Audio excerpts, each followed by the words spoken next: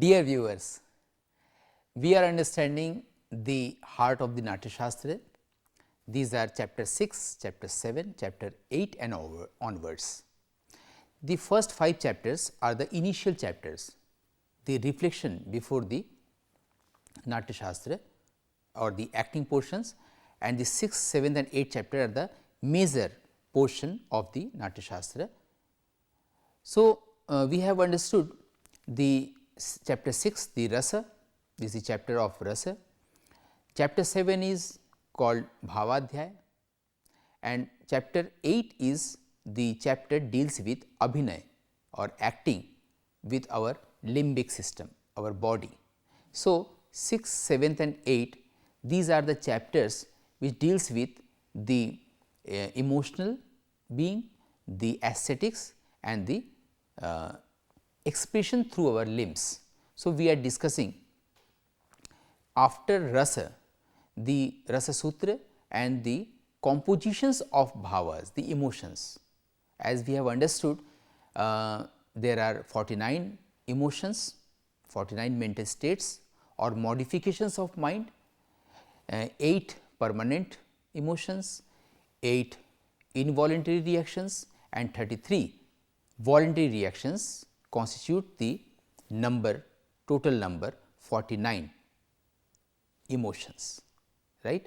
So, the Rasa Sutra is Vibhav plus Anubhav plus Vyabhichari Bhav is equals to Rasa. Vibhav means the cause of bhava, emotion, Anubhav means the expression, involuntary reactions, and Vyabhichari Bhav means 37 transitory or transient emotions, transient feelings or voluntary reactions. This is the Rasa Sutra, the Rasa formula, how to create Rasa. But here we find another term for the first time in Indian aesthetics, Indian poetics, which is Sadharanikaran. Sadharanikaran, we can say the de-individualization of a viewer or the universalization of a viewer, because at that time they practiced the philosophy of supreme consciousness, as we have already discussed. They tried, the yogis, the seers, they tried to attain the universality of this I consciousness, which is limited in primary. Prior to the universal consciousness, it is limited, it is limited in our body. So, the I, the personal I, which is limited to our body, is our I consciousness, but we can expand its horizon. We can make it in an enormous way, the Brihattar I, right, the enormous I, the universal I, the absolute I. So, in order to attain this absolute I or universal I, there are certain process. Similarly, this philosophy is implemented in the theory of Sadharanikaran.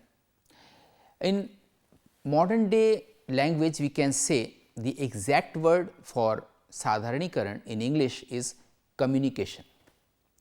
Communication, sampreshan is the same for Sadharanikaran. Sadharanikaran does not mean simplification, but Sadharanikaran means what is to communicate, how the communication happens, because Indian theory says for communication we never communicate, we do not communicate, it simply happens. At that time there was a sage Bhartrihari, Rishi Bhartrihari, who gave the notion, who gave this theory that when we deliver a word, we do not communicate the meaning of the word, because words are polysemic, there may be so many levels of meanings, right. So, the meaning of the word is already hidden in the brain of the listener or the viewer. When the actor, when a person utters a word, the meaning of the word explodes in the mind of the listener. This is the theory of Bhartrihari in the Vakya Padiya. This is the another major text of Indian poetics, Indian grammar, Bharatiya Vyakaran, and the who deals with the Vyakaran known as Vaiyakaran. So, in the Indian theory of grammar, they say in Vakyapadiya that we never communicate the meaning of the word, but the meaning of the word explodes in the mind of the viewer or the listener after listening to the word spoken from the mouth of the giving end. This is communication. In the same way, using the philosophy of universalization of limited I, in order to utilize, in order to attain this kind of feeling, this Sphotavada, the theory of Sphota, Bharat prescribed in a rasa theory the concept of Sadharanikaran, well described by, says Abhinavgupta in his commentary in the 10th century AD. Sadharanikaran means when a viewer is attaining a scene in the auditorium, he is watching a particular scene, act on the stage, and he just forgot, he has just forgotten the feeling of his individuality. He is flowing and floating with the emotion of the Rama or Sita or in Lanka. He is feeling that as if he is in Lanka with the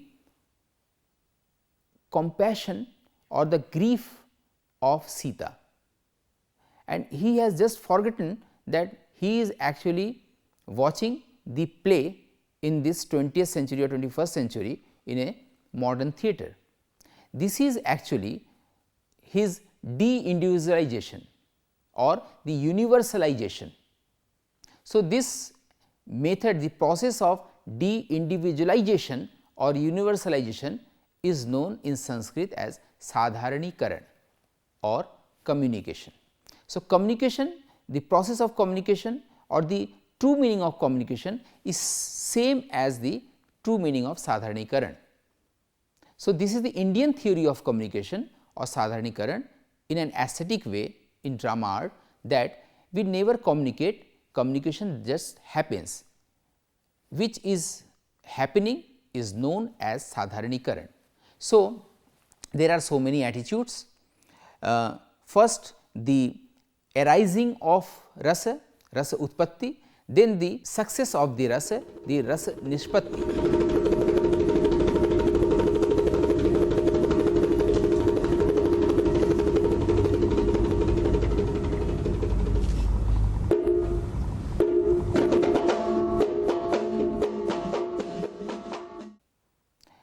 Here is a word, here is an action on the stage where rasa arises, and in the audience when it sublimates, that is rasa nishpatti, but there is a view, no, rasa utpatti is a rasa nishpatti. As it arises, it reigns in the heart of the viewers or audience. Abhinavgupta says, no, text itself is rasa, Natya is rasa. We do not need to imagine or conceptualize rasa, it is within the text. An actor has to improvise the text in order to attain the rasa with the audience, to make the process, to make the happening of Sadharanikaran. So, this is we find in the chapter 6, 7 and 8. These are the chapter, this is the actual limb of the Natya Shastra. 6th is Rasadhyaya, 7th is Bhavadhyaya and 8 is Abhinay, deals with the limbic system, our limbic body. So, we have understood what Sadharanikaran and communication is. After that, they are saying, says Bharat is replying to the other sages, that we do Abhinay through faces, through our body, our action and through our movement. These are the major three things. First, through our faces, through expressions, and through gestures and postures, our limbic system, and the movement. So, this discussion goes in several chapters beginning with 7, 8, 9, 10 and 11. It ends at the chapter 11, where he discusses the steppings, how we can use our footworks, our steppings on the stage. This is known as Chari Vidhan Adhyay. Chari means the process, the method how to move on the stage, how to stand on the stage. This is known as Chari. How we step into, how we step up, the steppings, right. So, now we are proceeding towards chapter 11 from chapter 7. 7 is Bhavadhyay. Now, we have to consider the correlation between emotion, expression, word and our movement, our facial expressions and our limbic system. Now, one question arises in an hermeneutic way, why he is not using the entire body, why is dividing the body into two parts, the skull, the face portion and the limbic system. Because the science of the drama art lies here in this philosophy, that when the actor uses brain to produce certain expression, it cannot be spontaneous. In order to attain the quality of spontaneity, it is necessary to just surpass the processing of brain, because there is a wisdom called body wisdom in our limbic system, because brain is materialized, evolved in a mechanical way. Our action is the response of thought and thought is the response of memory. Memory is the old storehouse, old bank, where so many experiences of mankind, of civilization or uncivilization is stored here. So, through millennia. So, from memory thought arises, from thought action arises, and after the action it transforms into experience, which goes again in the memory bank. So, if we debate how to produce an expression through our memory, through our brain, we miss the spontaneity. So, that says Bharat offers the science of our body, that is very important and very significant. He says there is an intelligence, there is a wisdom hidden in your body. What is hidden? The philosophy in Indian metaphysics, or we can say Indian spirituality, the philosophy behind this is knowledge and consciousness, they never go together. Knowledge is not consciousness. Consciousness is independent of mind, so independent of knowledge. Knowledge is already hidden. Knowledge is always hidden. It is not appeared, it is not manifested, it is not before our eyes. In Indian philosophy, for the Indian mystics, knowledge is already hidden. It is kept symbolically, metaphorically, it is kept in a pot and covered with the veil of ignorance. It is veiled. So, knowledge is there, but it is hidden. It is not manifested. Knowledge is an emergent factor. When the human mind goes with consciousness, knowledge emerges, not the acquired knowledge, but the knowledge, the wisdom, it emerges. It is an emergent factor, right. But what is the tool to create the environment so that mind can go with consciousness and it can emerge? The tool is, but the only tool is our action. From this philosophy, from this mystic philosophy, the mystics, like says Bharat, he offered our acting method. He applies this philosophy of action in our drama art, that knowledge or the wisdom is hidden in our limbic system. Through the action, when we begin to act, and before the very action it emerges. That wisdom emerges, which we call in modern science as reflex action. So, that makes help to the actor as the reflex action or the spontaneous action or the natural acting, because it creates the effect, the rasa. So, in order to have the natural acting or the acting in spontaneity for the actor, he has to depend on the hidden face of our own limbs. He cannot know how he is going to react. It is there, the situation is there in the text, but he is going to act. He do not know how to act. What the science, what the lightning of the action is going to emerge, he does not know.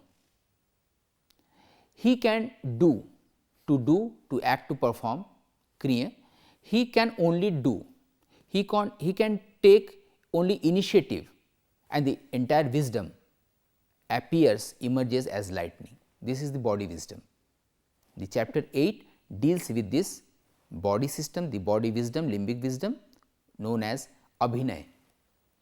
So, Bharat describes at length what actually abhinay is, how we are going to act, how our action takes place through our limbic system, not through our body mind relationship or brain mind relationship, not through our brain or memory.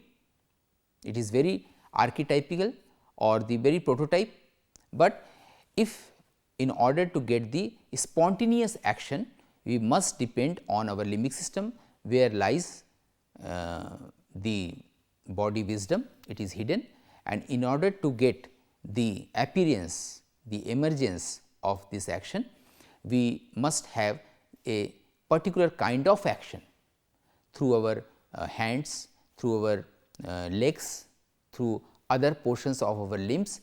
They described at length in this chapter 8, 9, 10th and 11 up to chari or the steppings, because he divides in 3 portions: the facial expressions, the limbic system and the movement on this stage. So, when we use the facial system, it depends on brain and the intelligence of the our skin. There is a direct connection, we can say, between our heart and the brain. So, that appears aesthetically as mukhrag, the expression on your face, and here we can find an acting method that there cannot be an expression of an emotion. We cannot say, or we cannot coin a sentence like expression of emotion. Usually directors used to say to an actor that just feel and try to express.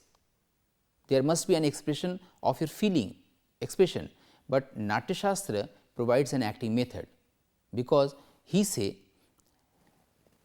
expression is feeling or feeling is expression. If there is feeling in your heart, in your mind, in your brain, if there is any feeling, that is expression for the audience. You need not to express your feeling. That is amazing statement, that is amazing philosophy, but it is in the Natya Shastra chapter 8. Feeling is expression, bhav is rupa, emotion is form, and that form is known as expression, abhivyakti. We have a mindset that there must be an expression, we are feeling, but we are not expressing, we are not communicating. No, Bharat says there is a huge difference between expression and communication. All the time we are expressing ourselves, all the time.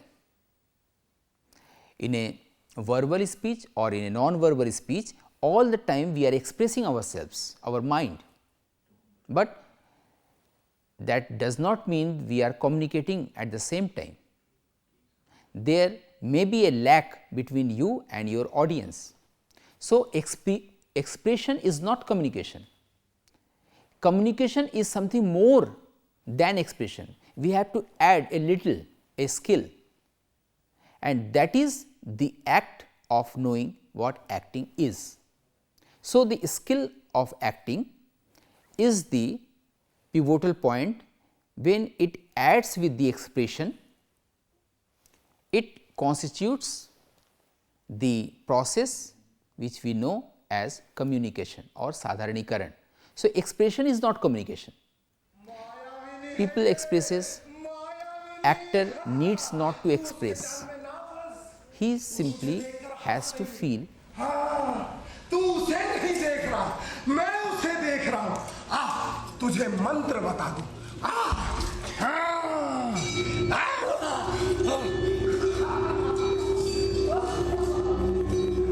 किसी से न डरना, गुरु से मिले, मंत्र से मिले, योग से मिले, वेद से मिले।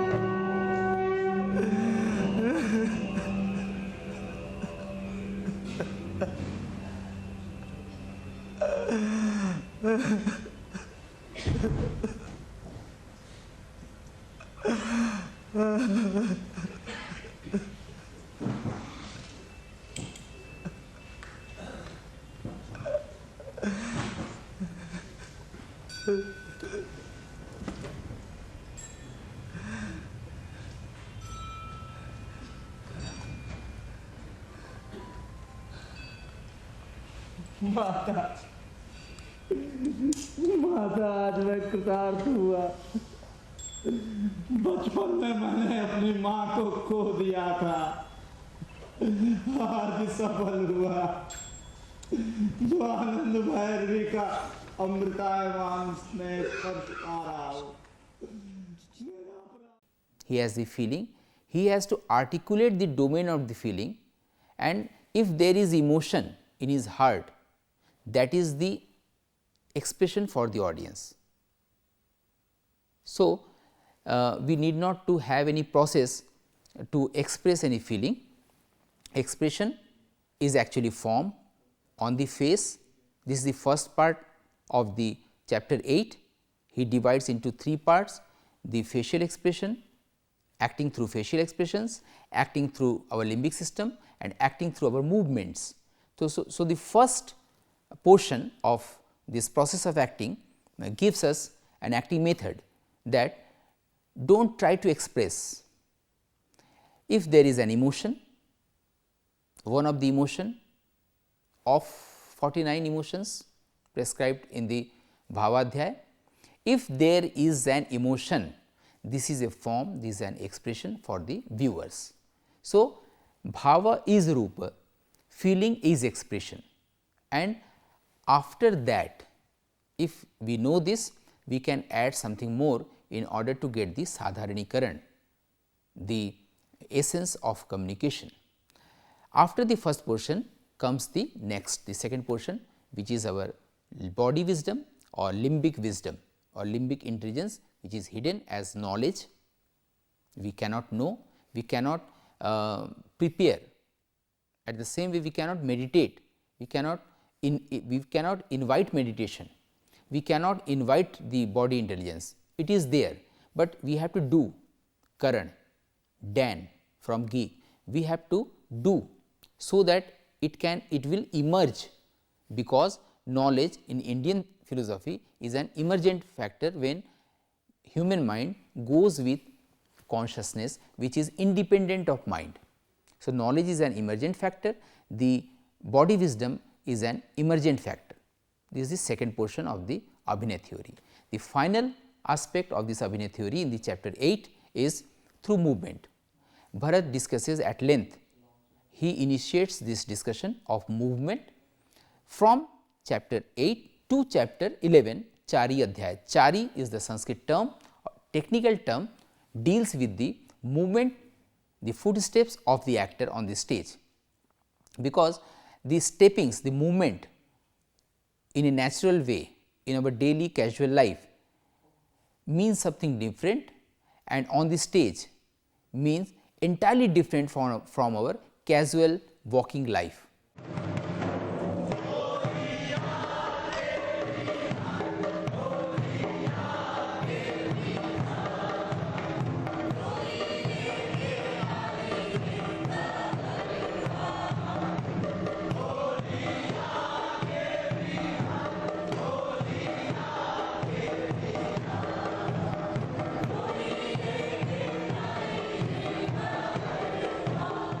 Because there is walking is a discipline, walking, that is why the term is coined walk of life, that means the discipline of life, several disciplines of life means walk of lives. So, the Bharat deals with how to use your step, your movement on the stage. Here he ends the chapter 8 with the conclusion of chapter 11, Chari Adhyay. So, we have understood the Rasadhyay, the Bhavadhyay and the Abhinay Adhyay. Thank you.